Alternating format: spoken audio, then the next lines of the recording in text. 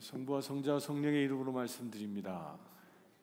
우리 앞에 있는 설교 제목 다 함께 읽어볼까요? 시작. 단 1초라도.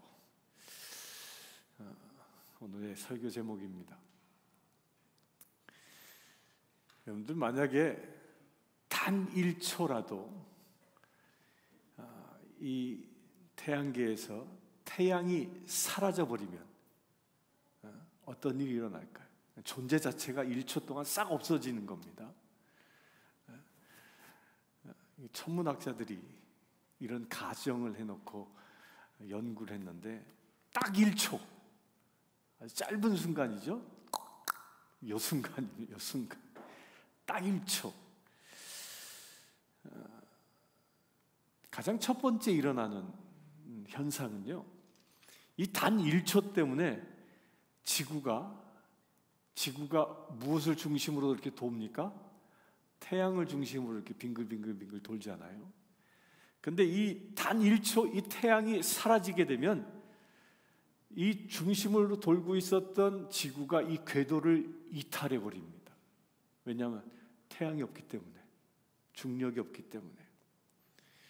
근데 여러분들, 이 지구가 이 태양을 중심으로 빙글빙글 도는 이걸 보고 자전이라고 하는데, 이 속도가 얼마 정도인지 아세요? 어느 정도 속도로 태양을 지구가 이렇게 돌고 있을까? 마일로 따지면 약 18마일. 1초에 지구가 가는 게 18마일, 약 30km 정도를 달려갑니다. 그런데 태양이 없어지게 되면 이 속도만큼 지구가 궤도를 이탈하는 거죠. 직진해 버리는 겁니다. 빙글빙글 돌던 지구가 뿅 하고 총알처럼 직진해 버립니다. 이게 지구만 그런 거냐?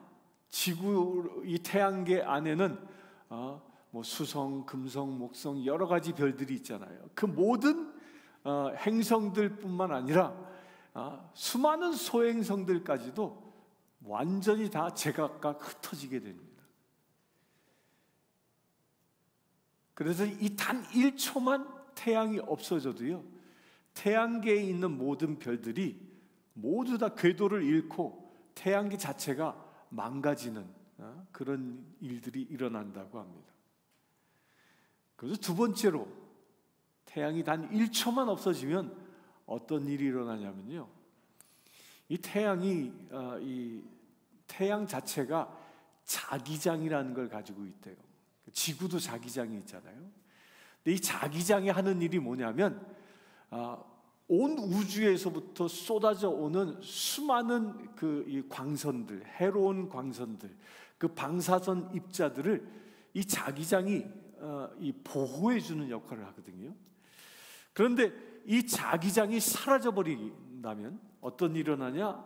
태양이 단 1초라도 없어져서 자기장이 사라지게 되면 이 엄청난 양의 이 방사선 이런 입자들이 지구에 빠른 속도로 들어오게 됩니다.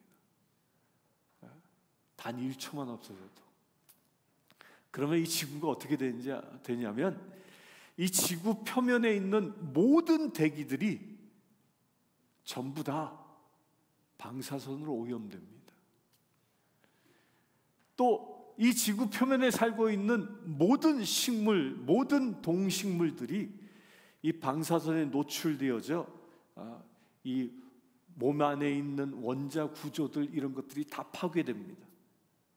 유전자 변형이 일어나고요, 다시 회복할 수 없는 아주 치명적인 결과를 초래하게 됩니다. 무섭지 않습니까? 딱 1초만 없어져도.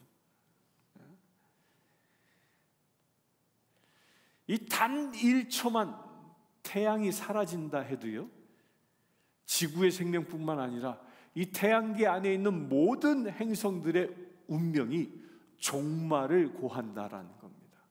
끝이라는 거예요. 왜 이런 종말이 일어납니까? 태양계의 중심은 뭐기 때문에? 태양이기 때문입니다. 따라서 중심이 사라지게 되면 모든 질서가 파괴되어지고 무질서해진다는 겁니다. 이 무질서해진 것을 뭐라고 얘기하냐? 그걸 보고 종말이라고 얘기하는 겁니다. 그럼요, 우리의 인생은 어떨까요? 여러분들의 인생은 어떨까요? 우리 인간은 창조되었을 때, 우리 인간은 숨을 쉬며 생명을 얻게 된 것은 하나님의 숨결 때문이었습니다. 그저 처음에는 하나님께서 흙을 빚어 창조한 조형물에 불과했던 것이 그 조형물에다가 하나님께서 숨을 불어 넣어 주시니까 진흙덩어리가 뭐가 됐어요? 생명체가 된 겁니다. 이 숨을 뭐라고 얘기하냐? 히브리어로는 푸뉴마라고 얘기합니다. 히브리어 하나 배웁시다. 숨이 뭐요? 푸뉴마. 그래서 여러분들 구약 성경을 읽을 때 하나님의 숨 그러면 이게 푸뉴마다 이렇게 기억하시기 바랍니다. 성경 공부하는 거예요. 근데 이 성령 하나님이 그 인간의 가장 중심에 하나님께서 조형물에다가 숨을 불어넣으시니까 그 숨이 그 인간의 중심에 들어왔습니다. 그렇게 인간의 중심에 들어와 있을 때 인간은 가장 행복한 시간을 가졌다는 겁니다. 그 행복한 시간이 언제였습니까? 에덴에서의 삶이었습니다. 에덴에서 하나님의 숨을 중심에 두고 살아갔던 아담과 하와는 근심도 걱정도 없었습니다. 왜냐하면 매일 성부 되신 하나님과 동행하며 살았고 그 안에 성령 하나님이 되신 푸뉴마가 계셨기 때문입니다. 그래서 이들은 하루 종일 무엇을 먹을까, 무엇을 입을까, 무엇을 마실까 걱정하지 않았습니다. 이런 원초적인 걱정조차도 없었던 겁니다. 벌거벗고 살았으니까 무엇을 입을지 걱정하지 않았던 것이죠. 지천에 먹을 것이 널려 있으니까 무엇을 먹을까 걱정하지 않았던 것이죠. 그래서 에덴에서의 삶은 이런 걱정이 없이 무엇만 있습니까?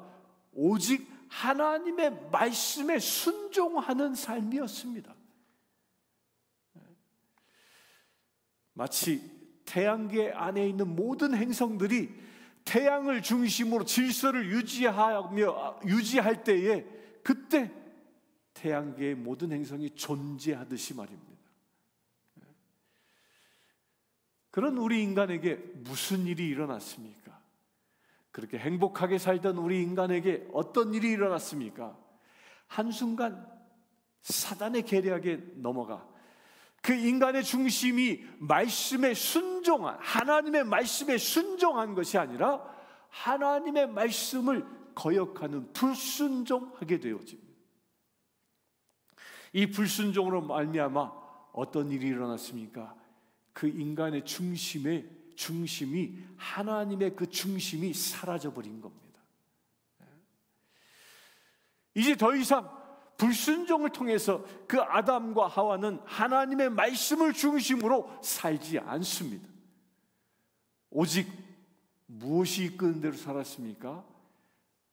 아담과 하와는 자기의 욕심이 이끄는 대로 살았습니다. 선악과를 보니까 먹음직스럽다. 이 식욕이 이끄는 대로 산 것입니다. 곧 죄된 존재가 된 것입니다. 이것은 마치 태양이 중력에 의하여 공전하던 지구가 태양이 사라짐으로 태양의 중력으로부터 벗어나 우주로 튕겨나가는 것과 같은 현상인 겁니다.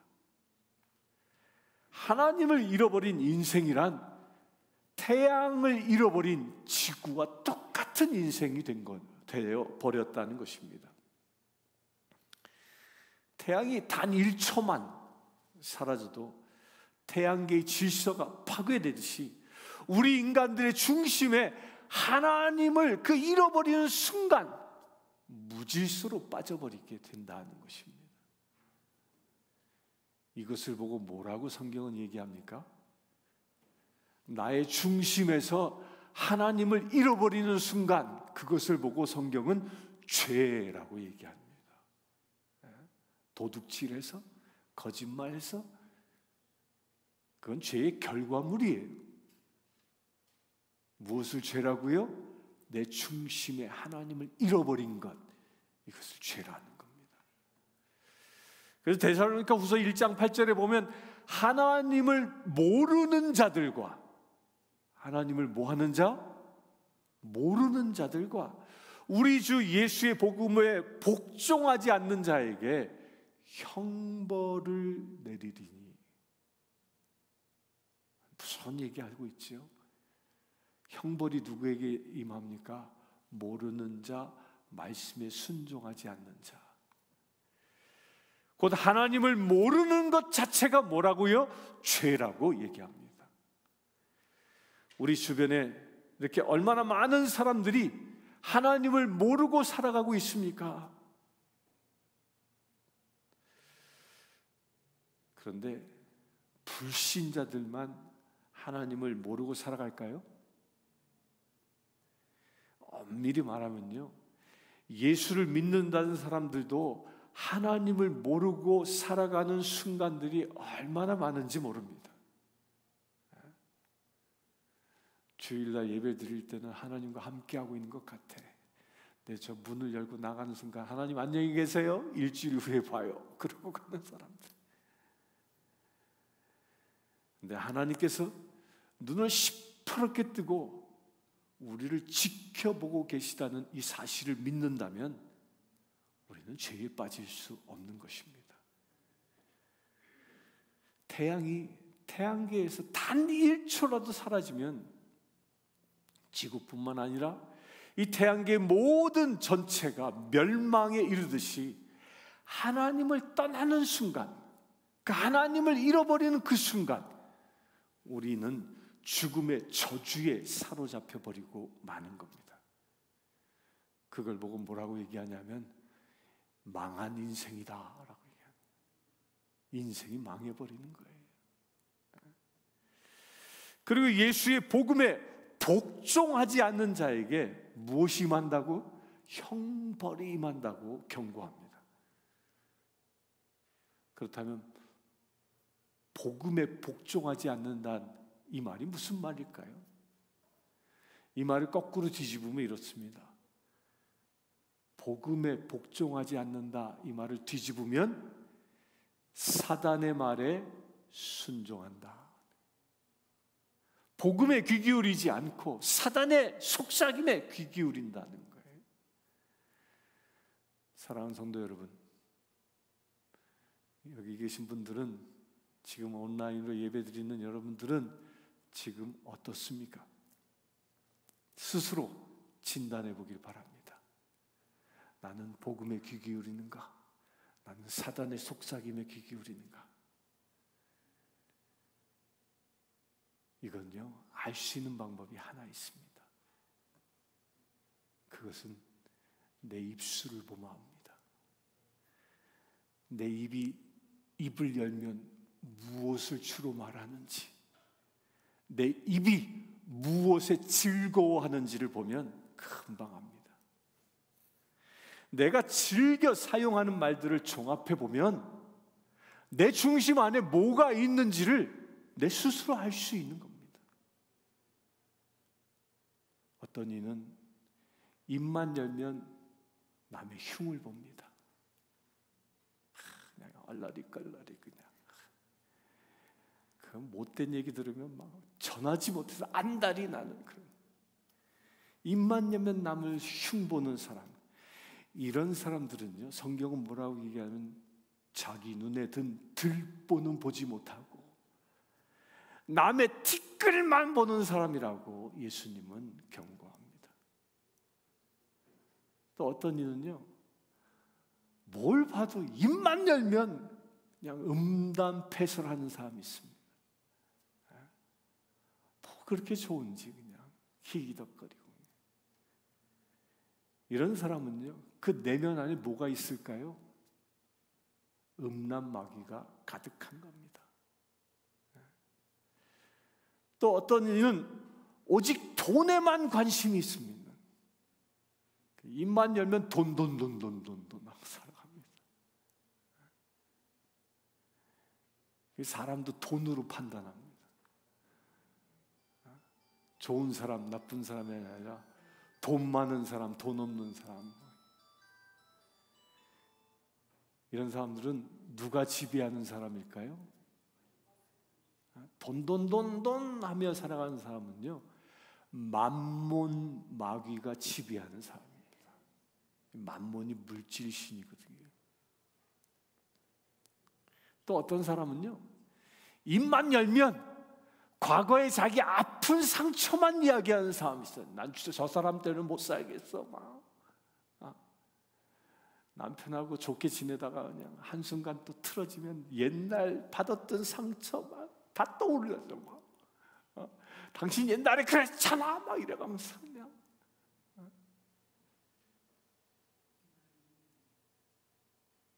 이런 사람들은 누가 지배하고 사냐면 용서치 못하는, 용서하지 못하게 하는 마귀가 그를 지배하고 있는 겁니다. 성령님이 계시면 뭐합니까? 7번씩 70번이라도 용서하지요. 이외에도 수없는 마귀들이 있습니다. 그런 마귀들이 어마어마하게 많습니다. 이렇게 수많은 마귀들이 우리를 지배하려 한다는 겁니다. 사단은 우리를 지배하여 내 입술에 뭘 담게 합니까? 마귀의 말들을 담게 하는 것입니다. 사단은 이 말의 권세로 하나님의 말씀을 선포하지 못하게 하고 저주들을 쏟아내게 하는 겁니다. 저주들을. 그리하여 그 인생을 어떻게 만들려고 하죠? 멸망하게 만드는 것입니다. 여기 계신 분들 가운데 혹여 그런 사람들이 있습니까? 여러분들의 입술에 이런 게 조금이라도 담겨지려고 하면 예수 이름으로 물리치시길 축원합니다. 그런데 반면에요, 입만 열면 복음을 선포하는 사람이 있습니다. 이런 사람들은요, 입만 열면 용서를 선포합니다. 또 입만 열면 시리에 빠진 사람에게 격려의 말을 합니다. 입만 열면 칭찬합니다. 입만 열면 사랑한다고 고백합니다. 이런 사람들은 세상을 살려낸 사람입니다. 그리고 이런 사람들이 이 세상을 하나님의 나라 되게 한다는 것입니다. 여러분들 입술엔 무엇이 담겨 있습니까? 우리 옆 사람 보고 고백합시다. 당신의 입술엔 사랑이 가득합니다. 시작.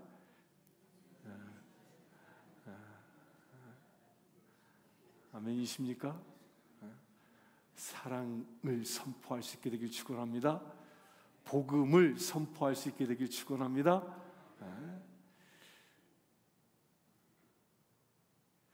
그러면 어떻게 우리 입술을 통해서 이 세상을 하나님의 나라 되게 하겠습니까? 어떻게 그게 가능할까요? 그 해답이 오늘 읽은 마태복음에 있습니다. 내 마음대로 사는 인생이 아니라 하나님의 말씀대로 사는 인생이 된다면 가능하다는 겁니다. 말씀대로 사는 자로 부르신 그 첫사람이 오늘 복음에 기록되어져 있습니다. 그들이 누굽니까? 오늘 말씀에 등장한 예수님이 부르신 첫사람 누구였습니까? 12 제자들이었습니다. 오늘 마태복음에서는 이 12 제자를 제자로 부르지 않고요, 뭐라고 부르냐면 사도라고 부릅니다. 복음서에서 이 제자들을 사도로 지칭한 첫 번째 기록이 오늘 읽은 말씀에 나옵니다. 그렇다면 왜 예수님은 제자들을 제자에서 사도라고 그 호칭을 바꾸어서 부르고 계실까요? 여기에는 사도라는 말이 갖고 있는 아주 중요한 의미가 있기 때문입니다. 이 사도라는 말의 뜻이 뭔지 아세요? 오늘 성경 공부 많이 하신 분들, 사도가 뭐였죠? 헬라어로 뭐였죠? 이 사도라는 것은요, 이 그리스어의 헬라어로는 아포스톨로스라고 얘기합니다. 요거 아포스톨로스를 한국말로 번역한 게 사도예요. 기억나시죠? 아이고 알았는데 뭐 이런 표정이야. 원래 이 아포스톨로스는 동사 그 아포스텔로라는 말에서 온 그 명사형입니다. 근데 이 아포스텔로 이 동사는 보낸다라는 뜻으로 이 신약 성경에 무려 135번이나 사용되어지고 있습니다. 복음서들과 사도행전 외의 문서에는 이 아포스톨로라는 말은 12번 사용되어집니다. 그래서 이 아포스톨로라는 이 말은요, 예수 그리스도와 예수님과 그 제자들의 사이에서 일어나는 그 사역에서 일어나는 그 밀접한 관계를 표현하는 말입니다. 예수님은 보내는 자고 제자들은 보냄을 받은 사람이라는 뜻입니다. 이 원래 아포스텔로스 이 말의 그 고전 그 헬라어의 뜻은요, 항해자라는 뜻을 갖고 있습니다. 항해자, 무슨 말인지 알죠? 배를 타고 대양을 움직이는 항해자. 그래서 이 고대 헬라어에서 아포스텔로라는 이것은 왕의 명령으로 항해하는 것을 의미합니다. 특별히 이 군사적인 목적을 가진 항해를 말하고 있는 겁니다. 거역할 수 없는 그 왕의 명령을 가지고 떠나는 것을 말합니다. 그래서 로마 시대에서 아포스톨로스는 바다 항해를 하는 군사적인 목적의 그 함대, 그 거대한 함대, 또 그 함대를 이끄는 함대장을 의미하고요. 또 다른 의미로는 외교적인 목적을 지닌 이 사절단과 같은 의미를 갖고 있습니다. 이 현대적인 의미로는요, 대사의 대사, 대사관의 대사. 그래서 마태복음에서는 아포스톨로스라는 이 용어를 사용함으로써 당시 제자들의 위상이 무엇인지를 이 단어로 설명하고 있는 겁니다. 함대의 그 함대장은 왕을 대신합니다. 그리고 그 함대를 이끌어갑니다. 이 외교 사절단들은 왕을 대신하여 왕명을 전하는 사람입니다. 이렇듯 제자라는 것은요, 왕 대신 주님의 사절단이라는 뜻입니다. 이 사도라는 뜻은 왕 대신 주님의 대사와 같은 뜻이라는 겁니다. 외교적인 사절단이 왕을 대신하듯이 제자란, 곧 사도들이란 누구를 대신한다고요? 예수님을 대신하는 존재라는 겁니다. 제자란 왕의 명령을 받고 적진을 점령하는 군대 장군과 같다는 것입니다. 군대 장군이 왕의 권한으로 명령하듯이 이 제자들, 이 사도된 이 제자들은 왕의 권세가 주어졌다는 것입니다. 무엇을 통해? 사도라는 말 자체로 인해서. 따라서 사도란 자기 인생을 사는 자가 아니라 예수님의 말씀을 이루는 삶을 사는 사람이란 뜻을 갖고 있는 겁니다.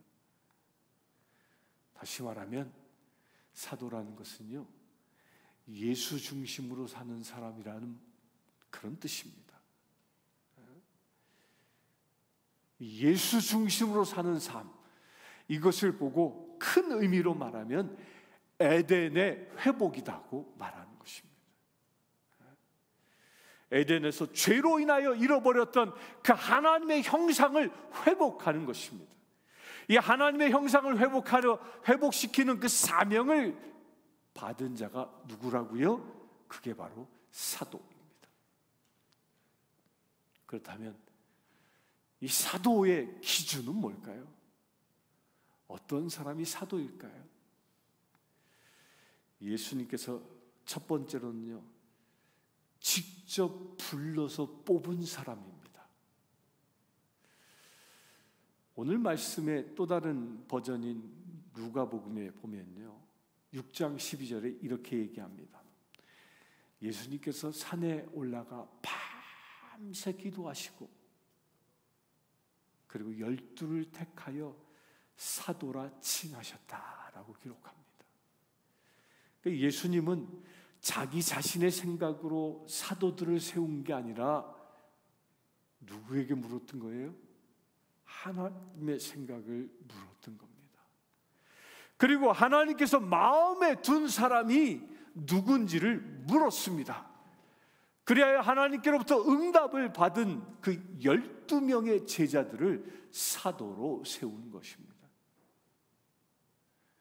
그렇다면 여기 앉아 계신 분들, 지금 온라인으로 예배드리는 여러분들은 어떻습니까? 여러분들은 하나님께서 부르신 존재일까요?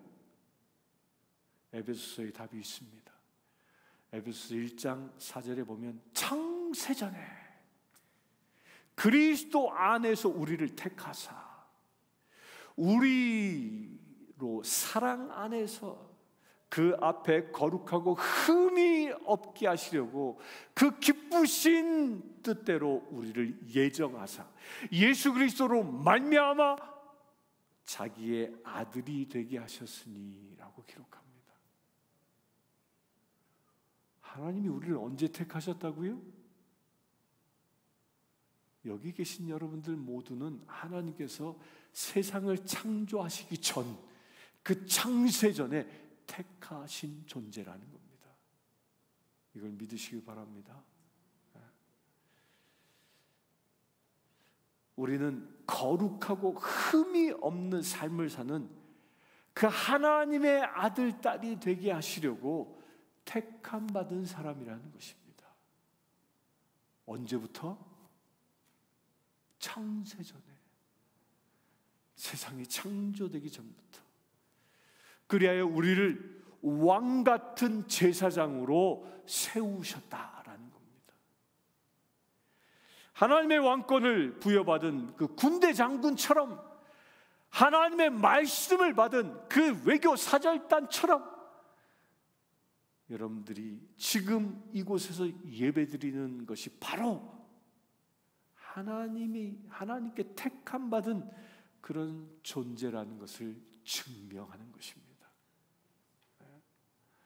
우리 옆 사람 손을 꽉 잡고 이런 얘기로 고백해 봅시다. 당신은 하나님께 택함 받은 사람입니다. 시작. 하나님께 택함 받은 사람. 두 번째로 사도가 되는 조건이 있습니다. 사도가 되면 받는 은혜입니다. 그게 뭐냐면 사도가 되면 둘째로 병 고치는 능력, 마귀를 쫓아내는 능력을 주시면서 하나님의 나라를 선포하라고 파견된 사람이 누구? 사도입니다. 그래서 오늘 본문 1절에 보면 이렇게 기록합니다. 예수께서 그의 12 제자를 부르사 더러운 귀신을 쫓아내며 모든 병과 약한 것들을 고치는 권능을 주시니라. 사도로 택함 받은 사람에겐요, 하나님의 이런 권능이 주어졌다라는 겁니다. 이건 12 제자에게만 준 게 아니라 지금 우리에게도 주셨습니다. 아멘이십니까? 아멘이십니까? 여러분들도 이런 권능을 받으셨습니다. 아멘이십니까? 우리는 지난 오순절날 성령 강림을 강력하게 경험했습니다. 오직 성령이 너에게 임하시면 너희는 권능을 받아 예루살렘과 온 유다와 사마리아와 땅 끝까지 이르러 내 증인이 되리라. 성령이 임하시면 뭐가요? 권능. 이것은 단순히 2000년 전 예루살렘 마가의 다락방에서만 일어난 그 120문도에게 권능을 주신 성령님, 그들에게만 일어난 사건이 아니라 누구에게도 임했다고요? 지난 오순절날, 성령 강림절날 우리에게도 임하신 것입니다. 여러분들 안에 그와 같은 권능이 있음을 믿으시길 축원합니다. 곧 우리도 그 예수님의 그 12사도들과 똑같은 권능을 주신 것입니다. 아멘이십니까? 아멘이십니까? 그 권능을 사용하시길 축원합니다. 아멘. 예수 이름으로 사용하시길 축원합니다. 아멘. 사용하는 자가 사도의 사역을 감당하는 겁니다. 곧 예수님의 증인이 될 때 이 권능이 나타나는 거라는 겁니다. 온 예루살렘과 온 유다와 사마리아와 땅끝까지 내 증인이 될 때 이 성령의 강력한 권능을, 병을 고치는 권능을, 귀신을 쫓는 권능을, 약한 자를 치유하는 권능이 나타난다는 것입니다. 아멘이십니까? 그렇기 때문에 우리는요, 예수님만이 우리의 구원자임을 불신자들에게 선포해야 하는 것입니다. 아멘이십니까? 여러분들 선포하십시오. 선포하면 역사가 일어납니다. 이렇게 우리가 불신자에게 복음을 선포하면 그 불신자가 회심하는 역사가 일어나는 것입니다. 여러분들이 병든 자의 치유를 위하여 예수 이름으로 선포하면 그 하나님의 권능이, 여러분들에게 주신 그 하나님의 권능이 병을 치유하는 역사가 일어나는 것입니다. 사용할 수 있게 되길 축원합니다. 이것을 사용하는 것을 보고 뭐라 얘기하냐면 믿음이라고 얘기합니다. 여러분들 그와 같은 믿음을 갖고 계십니까? 가지시길 축원합니다. 절 따라합시다. 내가 믿음으로 병마를 충마하면 병이 떠나간다. 아멘. 이제부터 아프다고 저한테 전화 걸고 찡찡거리지 마시고, 힘들다고 저한테 찡찡거리지 마시고 예수 이름으로 선포할 수 있게 되길 축원합니다. 사랑하는 남편이 아프다고 하면 예수 이름으로 안수하고, 사랑하는 아내가 아프다고 찡찡거리면 예수 이름으로 안수할 수 있게 되길 축원합니다. 기적이 일어납니다. 아멘이십니까? 왜? 그 권능을 이미 하나님께서 여러분들에게 주셨기 때문입니다. 사랑하는 성도 여러분, 태양을 중심으로 지구가 돌 때 이 지구에 질서가 있고 생명이 가득하듯이 우리 또한 하나님 중심으로 우리가 살아갈 때 우리 인생에 질서가 생기고 행복이 얻어지게 되고 영생을 얻는 것입니다. 아멘이십니까? 그러나 단 1초라도 태양이 사라지면 지구가 멸망하듯이 단 1초라도 내 안에서 하나님을 잃어버리게 되면 우리 인생도 멸망하는 것입니다. 이제 우리 모두 이 단 1초라도 하나님을 떠나지 않고 오직 하나님 중심으로 살아갈 수 있게 되길 축원합니다. 그래야 우리 모두 이 12사도처럼 마귀를 대적하여 이 세상을 하나님의 나라 되게 하는 사도적인 삶을 살아갈 수 있게 되기를 주의 이름으로 축원합니다. 함께 기도하겠습니다. 주 아버지 하나님, 단 1초라도, 단 한순간이라도 하나님을 떠나지 않기를 결단합니다. 오직 하나님 중심으로 살아가는 자 되어지기를 원합니다. 하나님이 주신 권세, 능력, 사명을 붙잡고 살아가는 믿음의 지체 되어지기를 원합니다. 내 안에 계신 성령 하나님, 그 주님의 말씀에 내가 순종하길 원하오니 성령 하나님, 나를 사용하여 주시옵소서. 내가 입술로 고백하고 말씀을 선포할 때마다 성령의 권능이 세상에 나타나게 하여 주시옵소서. 우리 주 예수 그리스도의 이름으로 기도드리옵나이다. 아멘. 이 시간 우리 요한